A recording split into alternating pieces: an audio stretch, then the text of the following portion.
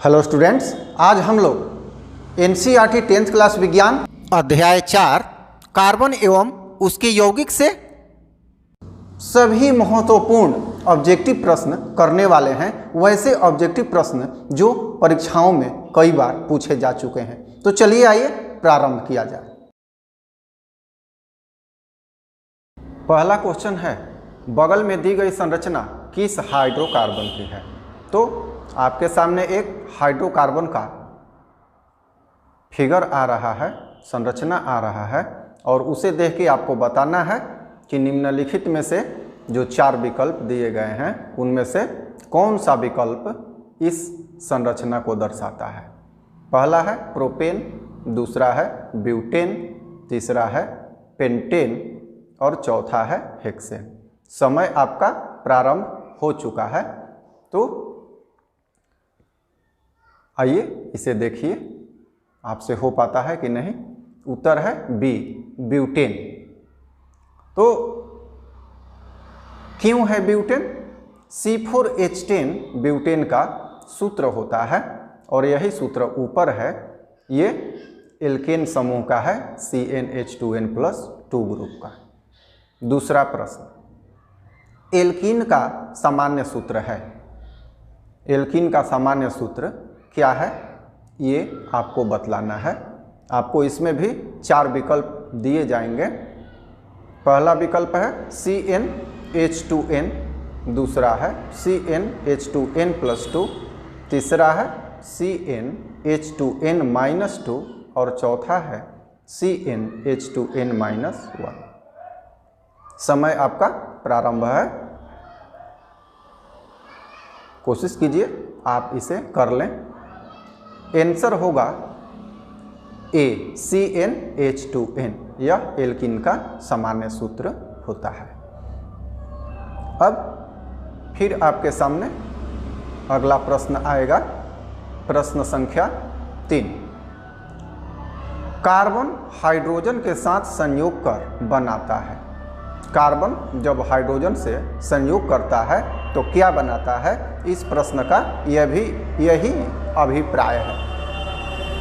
पहला विकल्प है हाइड्रोकार्बन, दूसरा विकल्प है कार्बन डाइऑक्साइड, तीसरा विकल्प है हैलोजन और चौथा विकल्प दिया जा रहा है आयनिक यौगिक। समय आपका प्रारंभ है। आप चारों में से कोई एक सिलेक्ट करें और देखें। इसमें दोनों बातें हो जा रही हैं, आपका टेस्ट भी हो जा रहा है और आप आंसर भी देख पा रहे हैं। उत्तर होगा 1, हाइड्रोकार्बन।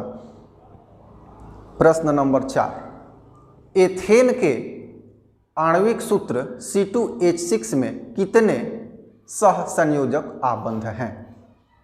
एथेन का सूत्र होता है C2H6। क्वेश्चन पूछ रहा है कितने सहसंयोजक आबंध हैं। यह प्रश्न एनसीईआरटी बुक में भी दिया हुआ है, तो मुझे आशा है आप इसे कर पाएंगे। दोनों बातें साथ साथ चल रही हैं, आप अपना टेस्ट भी दे रहे हैं और आंसर भी प्राप्त कर रहे हैं। जो कठिन प्रश्न आएगा उसका समाधान भी दिया जाएगा, कॉन्सेप्ट भी दिया जाएगा। तो विकल्प है ए, 7 सहसंयोजक आबंध। कैसे 7 सहसंयोजक आबंध हैं, तो इस संरचना में आप देखिए। एथेन, इसमें 6 हाइड्रोजन सिंगल बॉन्ड से जुड़े हुए हैं, तो ये 6 आबंध हो गया और कार्बन कार्बन के बीच 1 आबंध। अगला प्रश्न, प्रोपेनोन किस समूह का सदस्य है। प्रोपेनोन, ध्यान दीजिएगा अनुलग्नक ओन लगा हुआ है। प्रोपेनोन किस समूह का सदस्य है।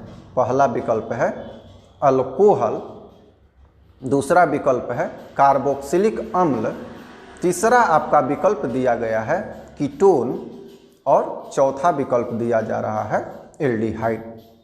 समय प्रारंभ है, आप कर लें। अगर समय चाहिए तो वीडियो पॉज कर लें, अन्यथा चलते रहने दें। उत्तर सी, कीटोन। कीटोन है ये, प्रोपेनोन कीटोन समूह का है। संरचना आप देख लीजिए, 3 कार्बन बीच वाले पे जुड़ा होता है ऑक्सीजन डबल बॉन्ड से, तो ये कीटोन है। अगला प्रश्न, ऑक्सीजन के 2 परमाणुओं के बीच कितने आबंध बनते हैं। एक बात ध्यान दीजिएगा, ये जितने भी 20 प्रश्न इसमें हैं, इस चैप्टर से, केमिस्ट्री से और इस अध्याय से इससे ज़्यादा प्रश्न आप नहीं कलेक्ट कर पाएंगे। सभी मुख्य प्रश्न दे दिया गया है और प्रश्न इसी में से आएगा, इसलिए आप इसे कहीं लिख भी लेंगे। 4 विकल्प इसमें भी है कि ऑक्सीजन के 2 परमाणुओं के बीच कितने आबंध बनते हैं, समय प्रारंभ है, आप आंसर देंगे। बहुत ही महत्वपूर्ण प्रश्न है।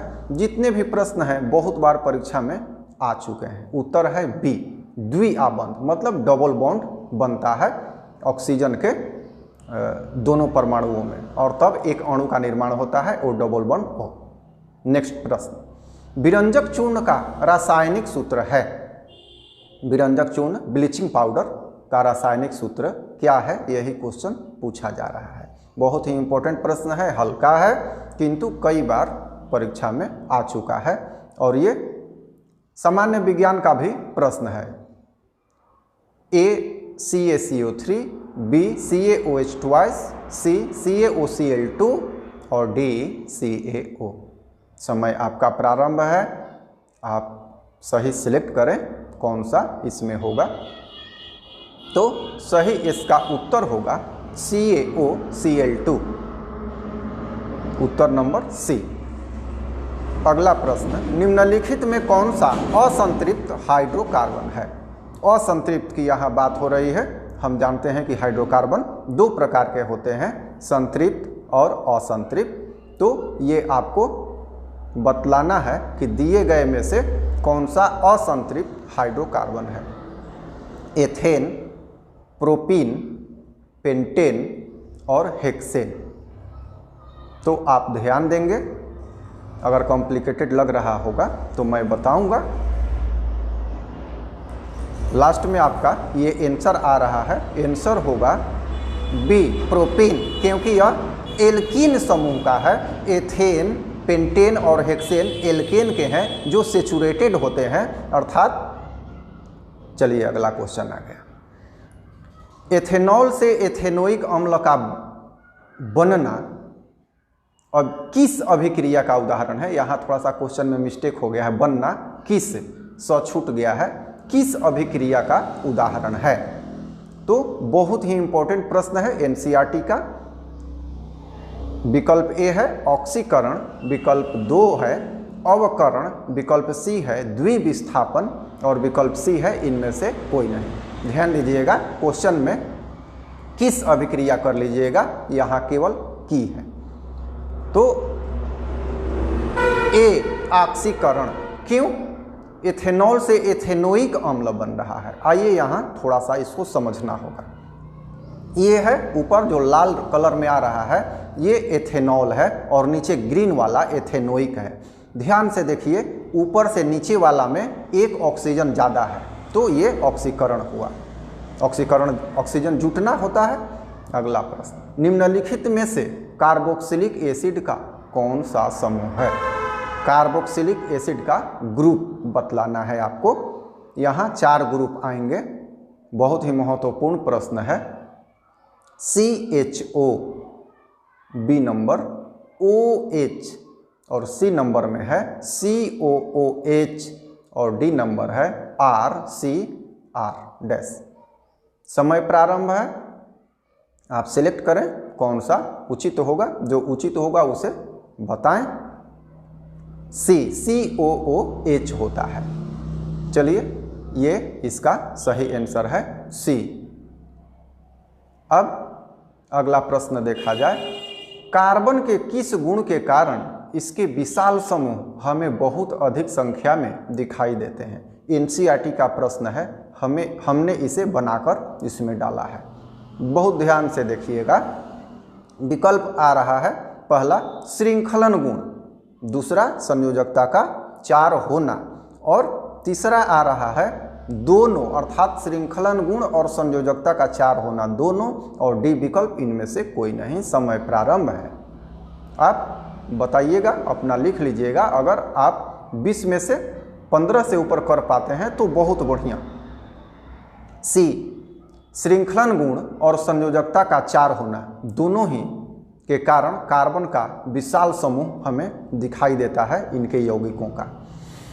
अगला प्रश्न, एल्केन का सामान्य सूत्र होता है। आसान प्रश्न है किंतु कई बार आ चुका है। एल्केन का सामान्य सूत्र होता है, नीचे विकल्प आ रहे हैं आपके सामने, CnH2n+2, CnH2n, CnH2n-2 और CnH2n+1। ये आपके पास 4 विकल्प हैं। तो एल्केन है, ध्यान दीजिएगा, ये सेचुरेटेड में आता है। एल्कीन और एल्काइन अनसेचुरेटेड में आता है।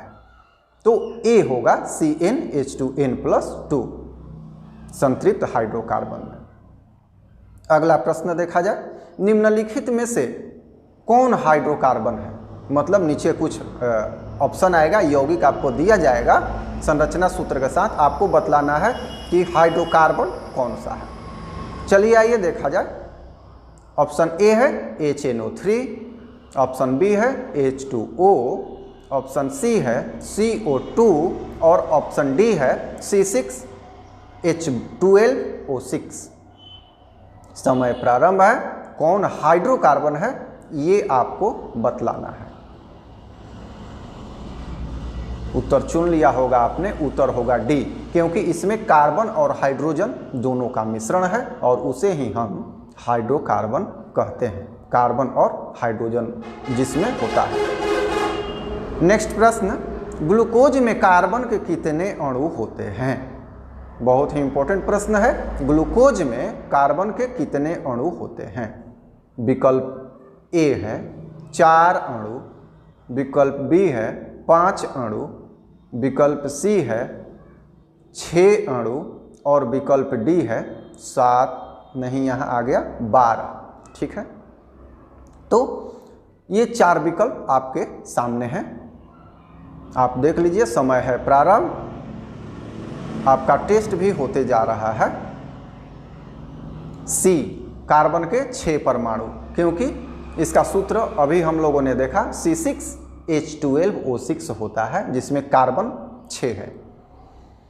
अगला प्रश्न, समजातीय श्रेणी के क्रमागत सदस्यों के आणविक सूत्र में कितने का अंतर होता है? एनसीईआरटी में स्पष्ट शब्दों में इसके बारे में लिखा हुआ है, बहुत ही इंपॉर्टेंट है। आपके सामने आ रहा है विकल्प ए CH2 का अंतर, बी CH4 का अंतर, सी C2H2 का अंतर और विकल्प डी आपके सामने है CH3 का अंतर। देखिए, अगर हमारे चैनल को आपने सब्सक्राइब नहीं किया है तो सब्सक्राइब जरूर कर लेंगे, क्योंकि यह बिहार बोर्ड मैट्रिक परीक्षा 10th क्लास से रिलेटेड बहुत सारा हिंदी, संस्कृत, विज्ञान और मैथ से प्रश्न डाले गए हैं। तो CH2 का अंतर होता है। विकल्प ए सही था। अगला प्रश्न, संगमरमर का रासायनिक सूत्र क्या है? 3-4 बार परीक्षा में आ चुका है, इसलिए हमने इसे भी संकलित कर दिया इस वीडियो में। तो CaCO3 पहला विकल्प, दूसरा CaHCO3 ट्वाइस, तीसरा CuSO4 और चौथा Na2CO3। समय आपका प्रारंभ है। अब विकल्प आपके सामने आ रहा है, उत्तर भी आ जाएगा, आपने कर लिया होगा, अगर नहीं किया है तो विकल्प है ए CaCO3। अगला प्रश्न, मिसेल्स की संरचना में उसके केंद्र में क्या होता है? हम जानते हैं कि साबुन से जब सफाई प्रक्रिया होती है तो मिसेल्स का निर्माण होता है। उसके 2 छोर होते हैं, जलरागी और जलविरागी। तो क्वेश्चन वहीं से है कि मिसेल्स की संरचना जब बनती है तो उसके केंद्र में अर्थात सेंटर में क्या होता है? विकल्प ए है जल, विकल्प बी है मैल, विकल्प सी है हवा, विकल्प डी है साबुन। अगर आपने हमारे चैनल को सब्सक्राइब नहीं किया है तो सब्सक्राइब जरूर कर लेंगे, अपने दोस्तों में भी बताएंगे। ये नया चैनल है और आप लोगों के लिए ही बनाया गया है। उत्तर होगा बी मैल। बीच में मैल फंसता है और चारों तरफ साबुन के अणु उसको घेरे होते हैं, जैसा कि फिगर आपके सामने आ रहा है। तो ये बीच में जो है मैल को ही तेल या वसा कहा जाता है। अगला प्रश्न, COOH अभिक्रियाशील मूलक को क्या कहते हैं? COOH अभिक्रियाशील मूलक को क्या कहते हैं? ये प्रश्न है। तो विकल्प है कीटोन, बी विकल्प है एल्डिहाइड, सी विकल्प है कार्बोक्सिलिक अम्ल और डी विकल्प है ईथर।